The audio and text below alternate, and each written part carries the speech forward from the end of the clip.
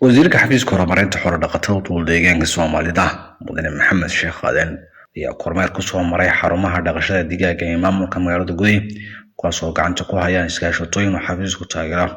sidoo kale beeraha calafka xoolaha ee xafiisku uga talagalay inuu kaga jawaabo abaaraha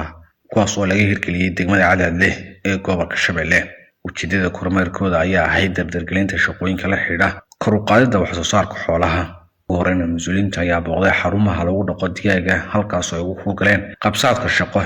mas'uuliyiinta ayaa sidoo kale booqday xarun tijaabaha lagu dhaqayo nooc ka mid ah digaaga kaas oo xafiisku gacanta ku hayo Cabdi Xasan agaasiga waaxda horumarinta wax soo saarka xoolaha ee xafiiska dhaqaalaha deegaanka Soomaalida ayaana ka warbixinaya ujeedka laga leeyahay goobtani taargetka weyn xarunta waxa soo naxawayaan inay dadku faham buuxa ka qaataan dhaqashada casriga ee digaaga salaamaha digaagu xoolaha kale uu ka dhigir yahay inta badan abaarta ma saameyso kharashkiisana ma kharash badan ma galo dhaqaalada deegaana inta badan uu soo celiyo inta badan waa nafaqo ahaan uu fiican yahay dhaqaal ahaan runtii xoolaha kale uu ka fiican yahay marka taariikhdu xaruntu waxay inay noqoto faltismeed ardana baraatka ku qaato hadda noocan la kataan digaaga waxa la dhahaa kook waa noocan ugu talagalay in dadka reemiga ah iyo degmooyinka ay qaataan waa nooc la qabsamaya degmooyinka noocan inta badan waxa la dhahaa samayska hanvanjing inuu soo iska u daaqo macnaha weeyaan waa nooc dhaxada nooc la kalka uu ka weeyahay ka marka inta badan manaafacaad qofka qaban ku ganacsado faa'iido ma keenayo noocan laakiin 140 budalaya sidoo kale 2 kiilo bad buu garaa culeyskiisa hilibaan waa loo isticmaali karaa ukun loo isticmaali karaa marka noocan labada nooc uu yahay hilibna uu noqdaa ukun uu noqdaa marka inta badan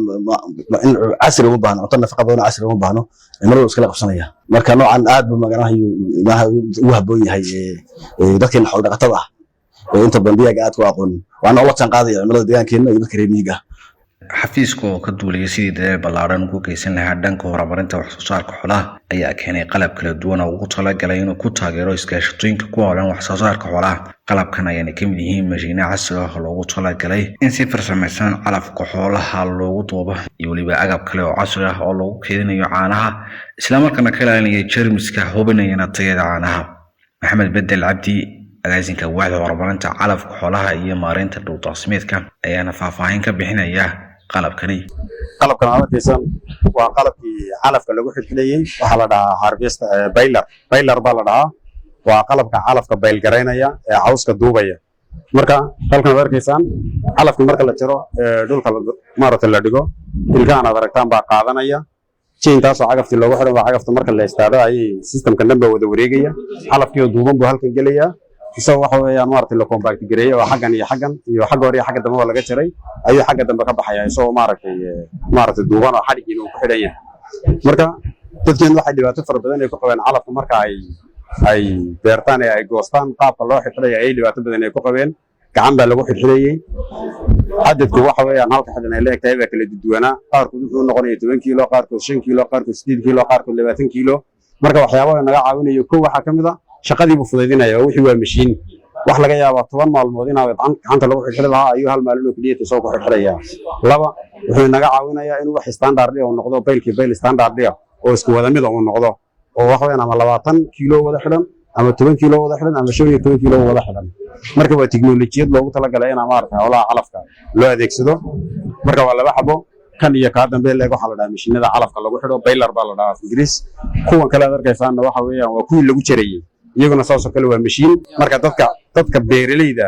beeraleyda ee calafka beerta waxaan kula talinaynaa inay maadaama adduunku waxa weeyaan maarta qaab casri ah oo maalin ka dambeeyay isu bedelayo inaan halkii hore la taagnaan oo mancho wanaana wax lagu jarin gacanna wax lagu xidhin mashiinada noocan oo kale ah in dadka beeraleyda ay adeegsadaan oo waxa weeyaan maarta ay isticmaalaan hadii kadib say shaqada ay u fududaato shaqadoodan shaqo standardigi waafaqsan oo noqoto ayaan ku talinaynaa kuwan marka waxaan rabnaa maadaama gobolka Shabeelle aan keenay gobolka Shabeelle meel potential ah calafka iyo dalagga kale aad looga beertay inay dadkeena beeraleyda ee wax soo saarka beeraha ku hawlan wax fara badan ay ka bartaan ayaan rajaynaynaa annaguna waxaan diyaar u nahay ka xafiisanna dadka maartay aan ku tababaro wacyigelin aan ku siino wixii aan ku caawin karnaa la isticmaal karnaa in la isticmaalaan iyaguna sida waxayna qabsan lahaayeen filigeeda in martay galan annaguna aan kala shaqeyno oo fududeeyay shaqeyn lahayn intaas kadib mas'uuliyiinta ayaa kormeer ku soo maray dhul beereedka calafka xoolaha uu ka hirgeliyay xafiisku tuuloon hoosmaada degmada Cadaadle ee gobolka Shabeelle beerahan ayaana xafiisku u talagalay inuu ka qayb qaato ka jawaabida abaaraha